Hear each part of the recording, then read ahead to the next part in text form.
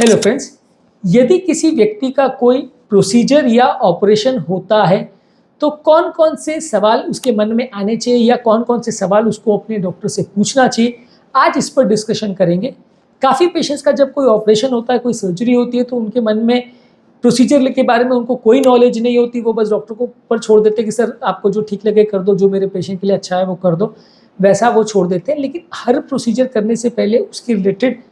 Plus minuses आपको पता होना चाहिए। किसी भी प्रोसीजर के लिए कंसेंट फॉर्म पर साइन करने से पहले वो प्रोसीजर के बारे में आपको विस्तृत जानकारी होना आवश्यक है। तो आज हम डिस्कस करेंगे कुछ इंपॉर्टेंट इश्यूज पर जो हर व्यक्ति के दिमाग में क्लियर होना चाहिए किसी भी प्रोसीजर के लिए सहमति देने से पहले, ताकि आपको पता रहे कि क्या होने वाला है वो प्रोसीजर में और इसके दौरान हमारे पेशेंट को किस तरह के प्रॉब्लम्स या इश्यूज आ सकते हैं। इसके बारे में कुछ इंपॉर्टेंट क्वेश्चंस पर हम बात करेंगे। टॉपिक पर जाने से पहले जो लोग हमारे चैनल पर नए हैं उन्हें रिक्वेस्ट करूँगा कि चैनल को सब्सक्राइब करें, वीडियोस को लाइक और शेयर करें। यूजुअली कोई भी हार्ट का पेशेंट जब कोई ऑपरेशन करने से के लिए जाता है या पेशेंट को लेके जाया जाता है तो डॉक्टर्स आपको थोड़ी बहुत बातें समझाता है कि इसमें एंजियोप्लास्टी किया जाएगा, बाईपास किया जाएगा, और बिना सोचे समझे सहमति देने से पहले ये सारे क्वेश्चंस एक चेकलिस्ट का काम करेंगे जो आपके दिमाग में क्लियर होने चाहिए कि सर ये प्रोसीजर में ये चीज़ आप मुझे बता दीजिए, तो आपको डाउट क्लियर हो जाएगा कि प्रोसीजर क्यों करना है, क्या करना है, कैसे होगा और इसमें क्या प्लस माइनस है, ये आपके डाउट्स क्लियर हो जाएंगे। तो ये वीडियो एक चेकलिस्ट का काम करेगा जो सारे सवाल आपके दिमाग में आने चाहिए इससे पहले कि आपके पेशेंट का ऑपरेशन या प्रोसीजर चालू हो। सबसे पहले आपको प्रोसीजर का ओवरव्यू पता होना चाहिए कि प्रोसीजर का नाम क्या है, प्रोसीजर का पर्पस क्या है और इसको करते कैसे हैं, किस तरह से किया जाता है प्रोसीजर। ये ओपन हार्ट सर्जरी है कि बगैर ओपन हार्ट सर्जरी है, कैथेटर द्वारा किया जाएगा, कैथेटर को ले जाके स्टेंट फुलाया जाएगा, स्टेंट क्या होता है, बलून क्या होता है, स्टेंट और बलून में डिफरेंस क्या होता है। हमने अपने चैनल पे ये सारे वीडियोस में एड्रेस किया है ये सारी चीज़ों को कि स्टेंट्स क्या होता है, एंजियोप्लास्टी क्या होता है, ये सब बाईपास क्या होता है, सब बताया है। फिर भी हर पेशेंट को डायरेक्टली अपने डॉक्टर से ये सारी चीज़ों के बारे में जानकारी लेनी चाहिए कि जो प्रोसीजर उनके पेशेंट में किया जाने वाला है वो क्या है, किस तरीके का है, किस तरह से किया जाएगा, उसके क्या ऑप्शंस अवेलेबल हैं और उसके फ़ायदे नुकसान क्या हैं, उसके ऑल्टरनेटिव्स क्या हैं। ये सारी चीज़ें आपको पता होना चाहिए कि एंजियोप्लास्टी कर रहे हैं तो इसमें अगर बाईपास करेंगे तो क्या, बाईपास इसमें क्यों नहीं कर सकते, बाईपास करेंगे तो क्या फ़ायदा है, क्या नुकसान है, एंजियोप्लास्टी करेंगे तो क्या फ़ायदा है, क्या नुकसान है, इस पर्टिकुलर केस में आपको पता होना चाहिए। मान लीजिए कोई वाल्व का ऑपरेशन होना है तो वाल्व का ऑपरेशन में बगैर सर्जरी का कोई ऑप्शन है क्या, अगर ओपन हार्ट सर्जरी करते हैं तो क्या इश्यूज़ होंगे, सर्जरी के बाद क्या सब कुछ ठीक हो जाएगा, क्या हार्ट पूरा ठीक हो जाएगा, कौन कौन से तरह के वाल्व्स आते हैं, उसमें कौन कौन से तरह के इश्यूज़ बाद में आ सकते हैं। ये सारी चीज़ें जाने बगैर जब हम सर्जरी के लिए हाँ बोलते हैं तो फिर बाद में परेशान होने का चांस हो जाता है, क्योंकि उसमें कई बार डिसीजन अगर उल्टा पड़ता है तो आपको सिर्फ पछताना पड़ता है कि यार ये गलत डिसीजन हो गया। तो आपको ये सारी चीज़ें अपने डॉक्टर से पूछना ज़रूरी है। इसके अलावा आपको डॉक्टर से पूछना ज़रूरी है कि पेशेंट को जो आप ऑपरेशन के लिए ले रहे हो इसका रिस्क क्या है, बेनिफिट क्या है। यानी पेशेंट को ऑपरेशन के दौरान कितना % चांस है मृत्यु होने का, कितना % चांस है लकवा होने का, कितना % चांस है किडनी फेलियर होने का, हार्ट डैमेज होने का क्या चांसेस है, पेशेंट को ऑपरेशन के दौरान क्या क्या प्रॉब्लम्स आ सकती है, कितना % सबकी चांसेस है, इसके बेनिफिट्स क्या हैं, पेशेंट को ऑपरेशन के बाद कैसा महसूस करेगा पेशेंट, उसके लॉन्ग टर्म फ़ायदे सर्वाइवल पर क्या मिलने वाले पेशेंट को, पेशेंट की दिनचर्या में क्या फ़ायदा मिलेगा, इसको करने के बाद पेशेंट की ओवरऑल लाइफस्टाइल में क्या सुधार, क्या बिगाड़ मिलेगा, क्या पेशेंट अपना सब काम कर पाएगा, क्या पेशेंट अपना जॉब में जा पाएगा, क्या पेशेंट कोई इंपॉर्टेंट फिजिकल वर्क कर पाएगा, क्या दोनों हाथों से या दोनों पैरों से यूज़ कर पाएगा, जब हाथ या पाँव की नस ली जाती है तो क्या उसमें कोई प्रॉब्लम आएगी या नहीं आएगी, घाव में इन्फेक्शन वगैरह होने का चांस तो नहीं है। तो ये सारे ही सवालों का आपको जवाब मिलना चाहिए जब कभी किसी पेशेंट का कोई भी तरह का प्रोसीजर या ऑपरेशन होने वाला है।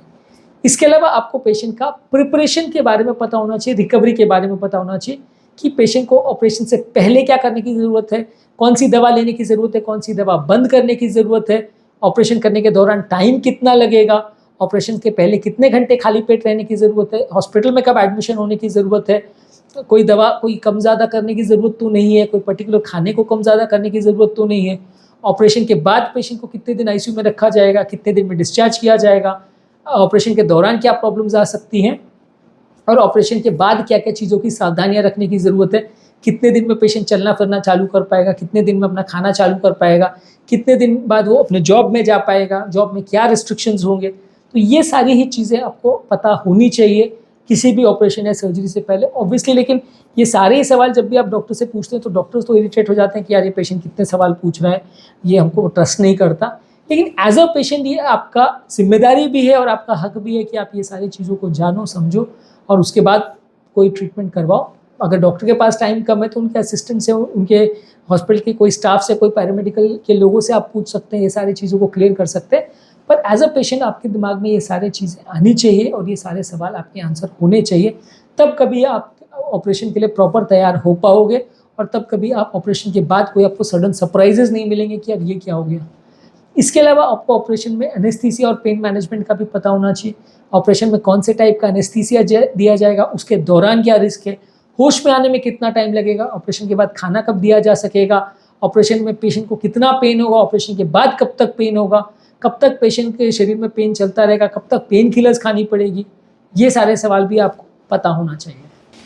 इसके अलावा हॉस्पिटल स्टे संबंधित आपको सवाल दिमाग में आना चाहिए कि किन किन कारणों से स्टे बढ़ सकता है, किस तरह की पेशेंट की मॉनिटरिंग की जाएगी और अगर घर जाने के बाद कोई प्रॉब्लम होती है तो पेशेंट को क्या इश्यूज़ होंगे, क्या प्रॉब्लम्स होंगी तो पेशेंट को वापस आना पड़ेगा। इसके अलावा फॉलोअप से रिलेटेड इश्यूज़ की, पहला फॉलोअप पेशेंट को कब आना है, कौन सी दवाइयाँ उसको लेनी है, क्या प्रिकॉशंस उसको रखने हैं, एक्सरसाइज कब से चालू कर सकता है, डाइट में क्या सावधानियाँ रखनी है, कोई साइड इफ़ेक्ट्स होंगे तो क्या होंगे, इमरजेंसी होगी तो क्या करना है, उसमें मैनेजमेंट रिलेटेड कोई इंपॉर्टेंट इश्यूज़ हैं क्या, कोई इमरजेंसी रिलेटेड दवाइयाँ वगैरह हैं क्या, तो ये सारी चीज़ें आपको पता होनी चाहिए।